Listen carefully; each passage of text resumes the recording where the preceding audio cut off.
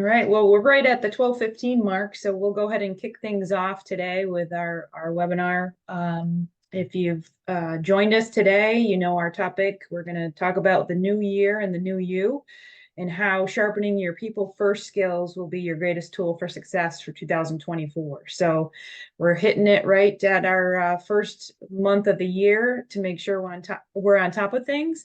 And we want to go over probably 3 points of focus today, if we can get to them all, on some strategy and tools for sharpening those people first skills. Yeah, great, Stacy. I'm looking forward to it. It's a really exciting series, 3 parts, series starting now with part one. Looks like we're going to cover some stuff on leadership and the importance of leadership, and get into a little bit on adaptability, and even touch on artificial intelligence and how this affects this whole thing. But couldn't agree more. But it's all about your people first skills, where it doesn't really matter what business we're in or what occupation we're in. It's all about how are you dealing with the people that you've got. And it's a little bit of even dance with the one that you brung type discussion that we're going to have over this 3-part series. So great. Let's go to the next slide, Regina.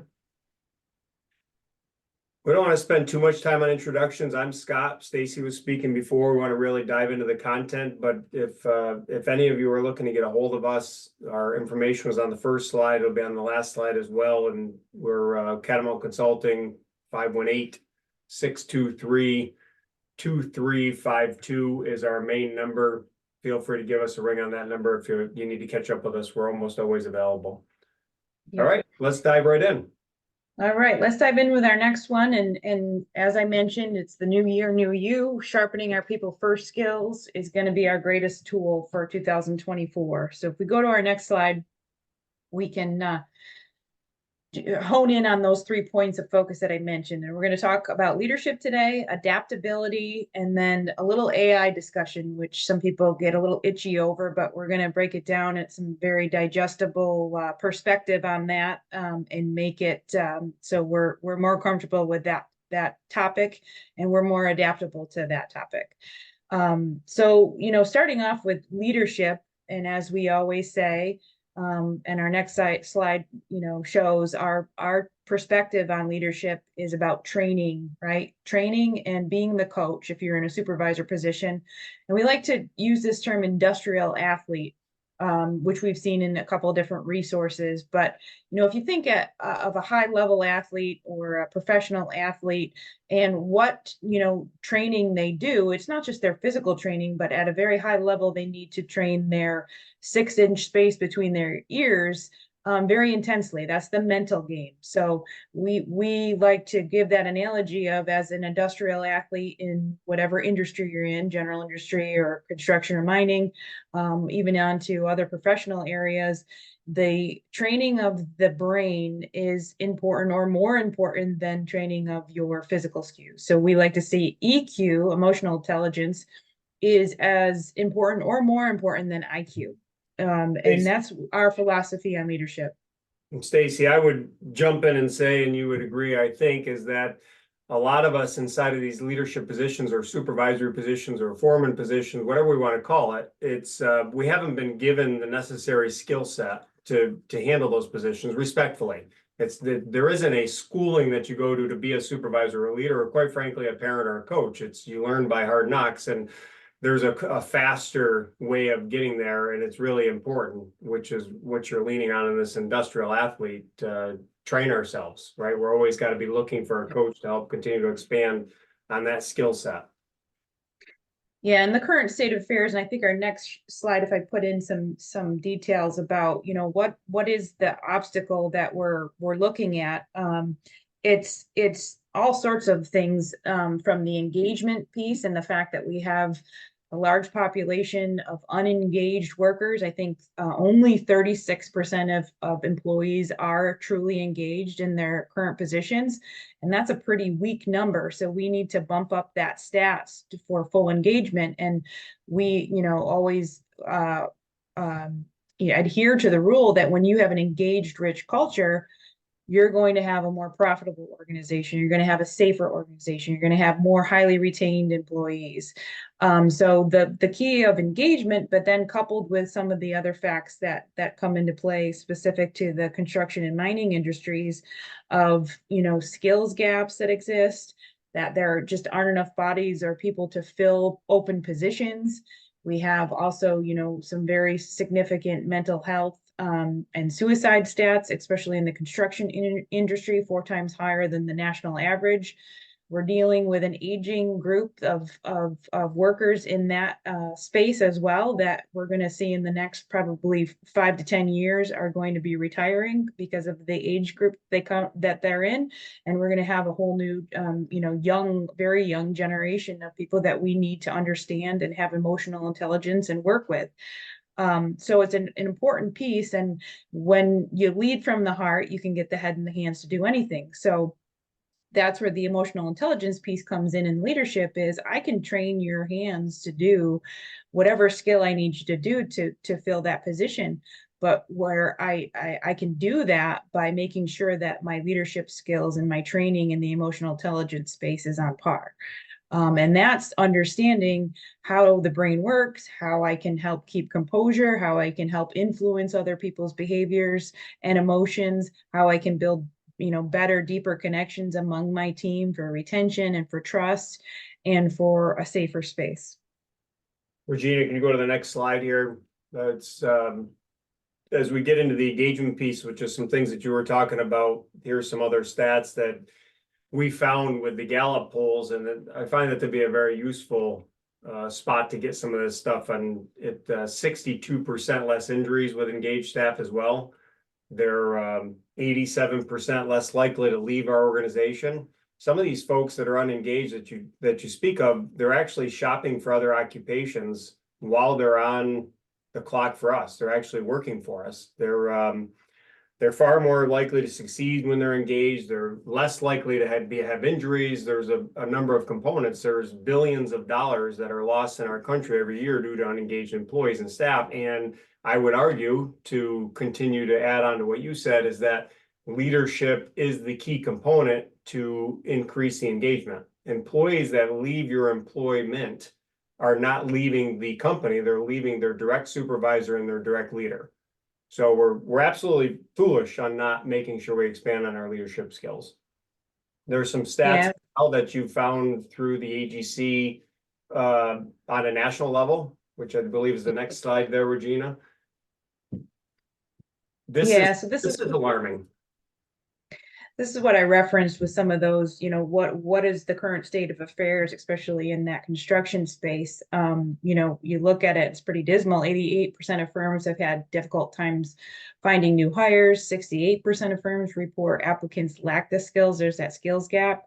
85% of firms have open positions. They can't fill bodies. Again, and then you have that continued things that, are almost unsurmountable obstacles you don't have a lot of control over. And this is where leadership and adaptability is going to come into play. You have the continued gap in funding for technical training. And then our mental health piece here that I had referenced. And, we always take the approach that you can't wait around for these things to just change. You need to take action. And how can you take action? And our philosophy is that you double down in the leadership space and training the emotional intelligence skills. Because what else are you going to do? Like I said, you can't sit around and wait for politics to change or the economy to change. If you're going to take action, then let's take action in a space where we know that we're going to build people skills and be successful for the new year. Never in the history of me inside of a professional arena, right, 20 plus years in the workforce, have I heard comments like I've heard over the last year or two, where you look at 68% of the firms where applicants lack the skills needed. Never before have I heard companies say, forget the skills, we've got a interview set up and the people aren't even showing up. Like, they literally no call, no show. I've never heard of that before this past year or two. And I have no idea where it's coming from, but that's like another whole layer to this thing. I mean, it's the most outrageous thing I've ever heard. Go ahead, Regina. Yeah. Go ahead to our next slide and we can we can dive in. I think it's a great transition. So what's the answer, right? So if we're honing in on those areas, and we can have the lenses through our leadership lenses to realize and see that we need to take action, and we need to hone in on some of these people skills. The next phase of that is to have the perspective of adaptability. And when you look at adaptability by definition, it encompasses comfort zones and emotional intelligence. It's almost like those two things are within the definition. So it's a skill that means the ability to adjust your actions, reactions, or skills to the changing environment, factors, or conditions around you. I mean, that's emotional intelligence in its core, is the ability to navigate and adjust and influence your emotions and your behaviors in an environment that's changing, right? The people that you work with and the people that you can influence, and how you can and have an awareness of your behaviors and emotions, and how you can better build connection and trust amongst your team. Yep. And I definitely want to chat a bit about this adaptability and spend a little time in the comfort zones and emotional intelligence in a little bit more depth.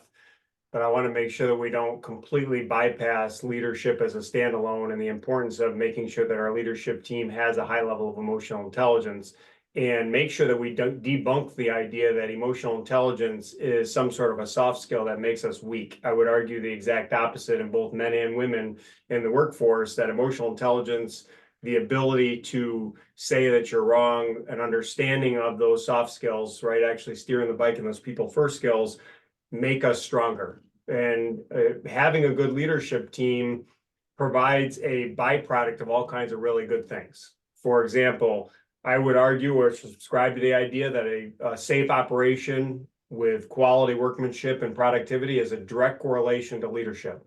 Not more safety training, not more micromanaging on the quality, not more checks and balances on production, but making sure we have a good leadership team. I would go as far as saying that world hunger, world peace, guns, drugs, our borders, our politics, our news, everything, if we had a better level of leadership, the counterpart of that, or the byproduct of that, would be an improvement on all those other things. It really has very little to do. It's outside of our circle of control as a company, which is most of our audience and the conversation that we're spending time talking today, as well as any other day on. But our circle of control is definitely inside of our leadership team. And if we aren't providing those men and women with the skills necessary to be a good leader inside of all of this topic, we're making a huge error. And I don't think there's anywhere that we could spend more time and money on than that component.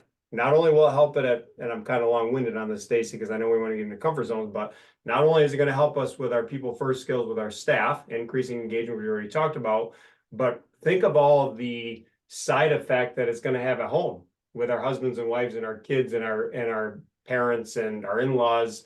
Having those skills that are necessary to work in those environments will make us even more healthy at the work environment. Right. If you move on to our next slide, Regina, this is the essence here. I mean, I feel like this comfort zone, we pretty much every presentation that we do, we begin with this as like our foundation. Our day one or day two at least contains this right off the bat, and understanding it on a high level is this concept of coming outside of your comfort zone. And the true essence of the learning and growth zone, or becoming stronger, more emotionally intelligent, is the ability to step outside the comfort zone. Now, I equate that you could switch the word comfort zone with being adaptable. So adaptability is the ability to step outside of your comfort zone into and navigate the fear zone, and all of those factors, like we talked about in the construction industry, that are working against us, or the unengaged statistics, or the current state of affairs in politics or economics. Those all can be involved in your fear zone, but being adaptable and having the skills to step into and be flexible to navigate your way through all of those things and come up with an action plan is where you have the true potential to grow and learn, as the comfort zone model shows in this example. This is really easy to talk back and forth on it, Stacy. You're you're in Vermont, I'm in upstate New York, and we're chatting about it and you're kind of breezing through it, but this is not easy to jump out of my fear zone. And are you going to pick on me if I trip and fall, if I stumble on my words, if I'm giving a presentation and I'm missing something? I mean, everything that we do, we live and breathe in this fear zone. I find, and the people who we work with find, that's difficult. Easy to talk about, great slide, but this is going to take some work. It is, and even just the concept of I'm out, like Scott mentioned, I'm at a company today in Vermont, and we're doing a full day training in leadership, in people first skills, and we've worked with this group before, so I would say they're into that learning and growth zone because they've stepped outside of the comfort zone, or that zone of, oh, this is weird. Why are we talking about emotional intelligence? Why are we talking about empathy and compassion and trust and team building?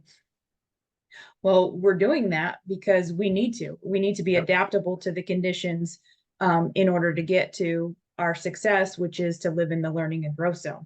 We're spending a whole day on it. We're going through composure. We're going through tools and strategies to make better connections and give each other esteem and belonging, to understand why our brains work the way that we do, all related to this emotional intelligence space. And many times you find the organizations that are rigid or not adaptable are those that are stuck in the comfort zone because it's weird and it feels uncomfortable. And why would we spend time and resources and money talking about those unicorns and rainbow type things? Well, that's a pretty rigid, unsuccessful mindset to have when we're talking about, again, the world in the environment that we live in today.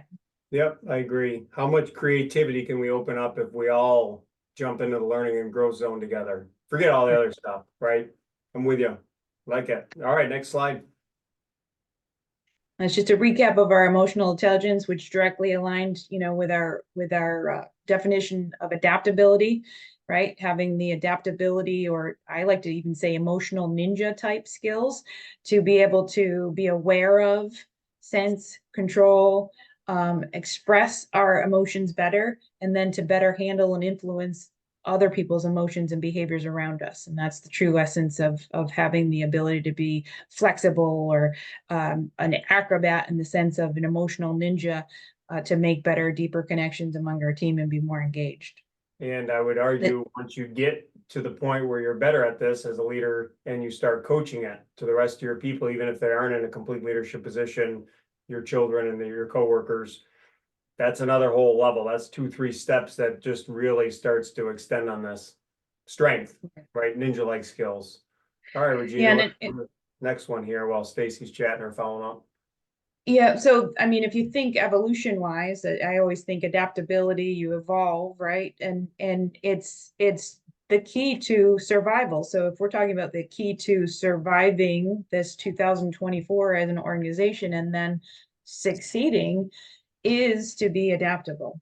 We adapted from evolution as humans, right? The way that I'm huge on brain science, and I love to dig into as many resources that I can find that help me understand why people behave the way they do, and how we've evolved, and how our brains influence our emotions and behaviors.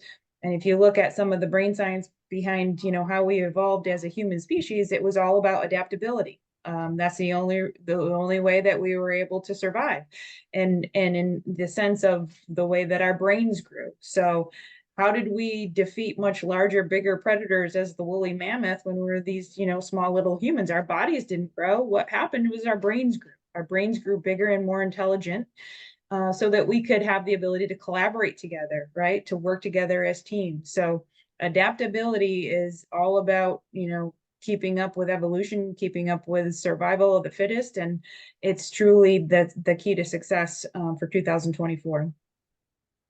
I'm going to mention a couple of things if we haven't touched on them yet before we get into the discussion on AI.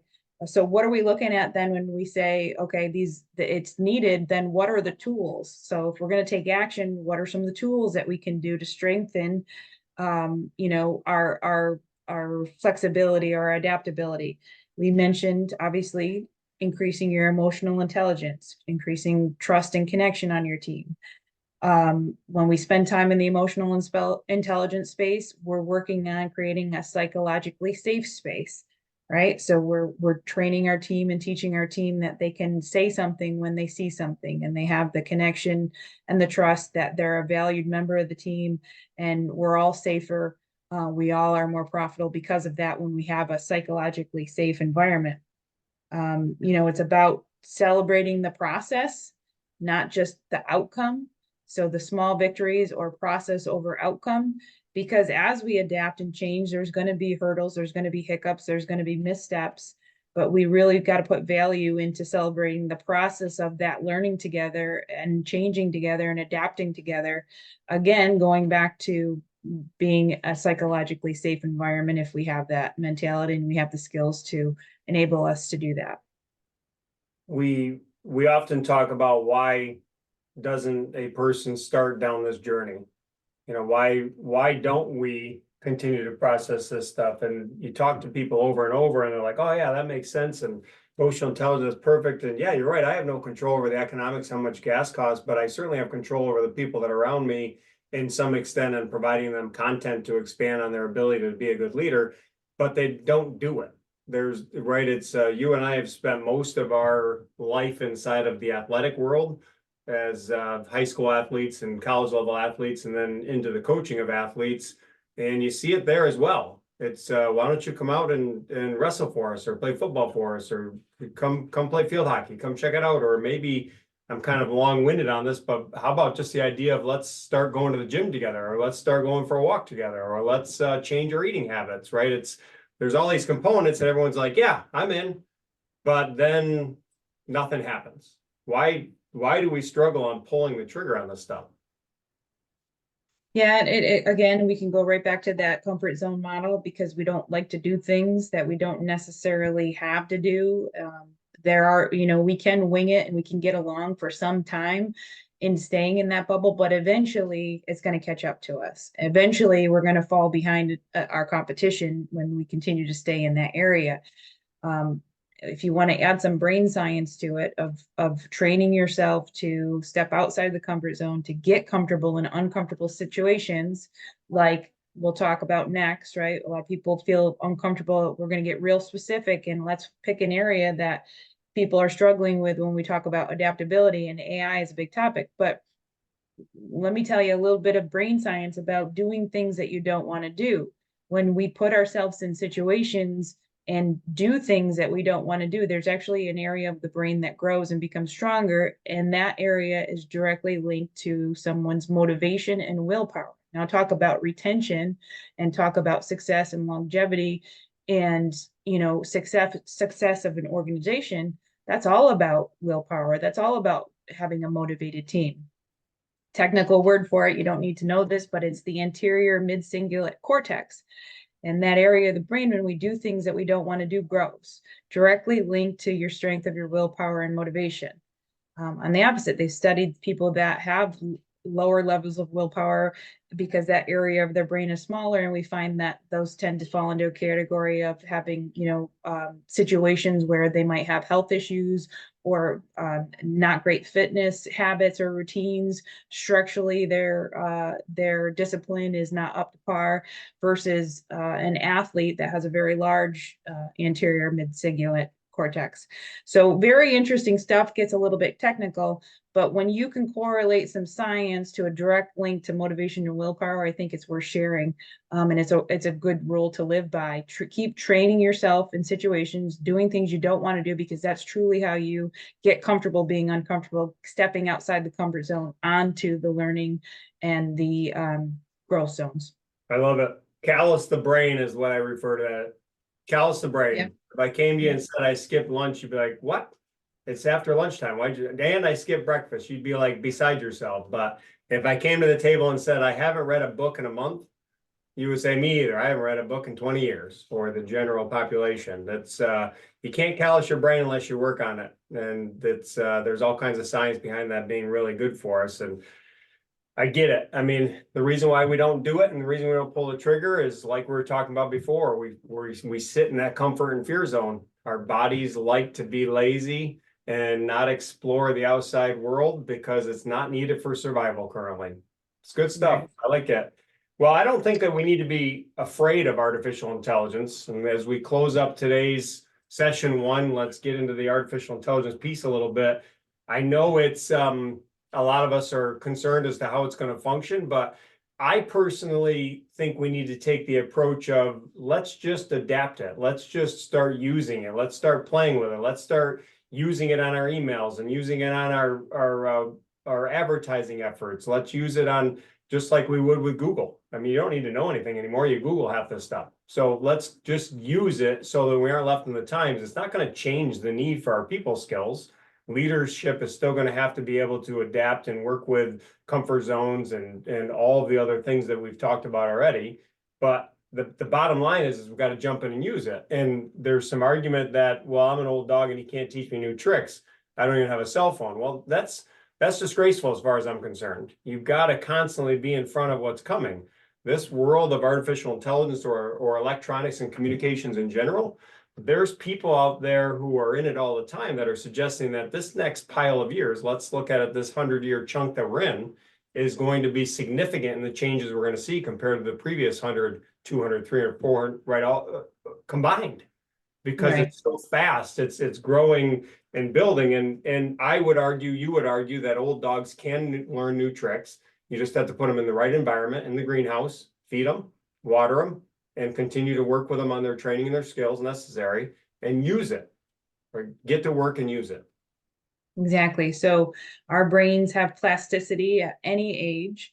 Obviously, the more areas that you push yourself on, the easier those circuits to fire and wire and have plasticity are. And so if you're one of those old dogs that hasn't done anything difficult or hasn't challenged yourself, come outside of your comfort zone in a while, it might take a little more time to catch up to speed, but you can wire some new circuits, right? I look at it as sort of like the analogy of building a new road. So you may have some circuits that are running like a 4-lane highway at 75 miles an hour, and then you have some other areas, some other pathways that are like a overgrown jungle.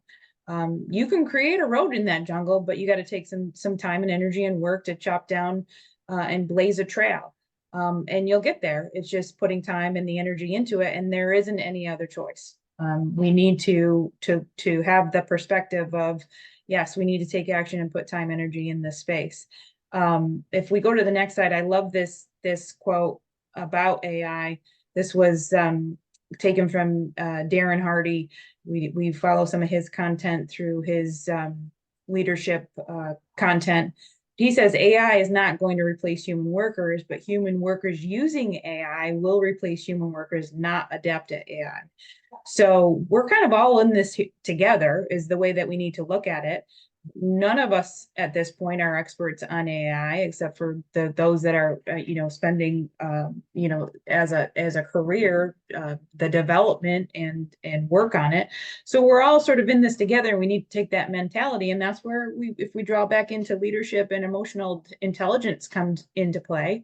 Like let's learn this together and as a connected team and fail together, right? And consider this a process versus the ultimate outcome is I have to master it. Well, no, we're in this process together. We're going to take steps. We're going to learn. We're going to have challenges. We're going to have hiccups and hurdles, but it's not even taking on that challenge together, which is going to be your detriment. And that's going to be the reason you don't succeed. I agree. All right, the session went really fast. Quick recap, leadership is everything. If you're not training your leadership team, you're likely going to have a adverse effect as you continue down to the rest of the folks. None of us grew up understanding exactly how to be a parent or a coach or a leader, but we're put in these positions and it's time to pull the trigger and make sure that we're getting ourselves ready. Adapt, get outside of your comfort zone. It's okay if you don't know. I really don't know the answer to this. Can you help me, Stacy? Or can you help me, Regina? Reach out to the people in your life that are your coaches, seek them. Find them, spend time in the sandbox, making sure you have good, solid psychological safety. I don't understand what I'm doing. Let me work on it. And don't be afraid of all these other technologies. Dive in, feed your brain, dive into the artificial intelligence. There's all kinds of different things and tricks that we can take advantage of and utilize to free up our time, speed up our productivity.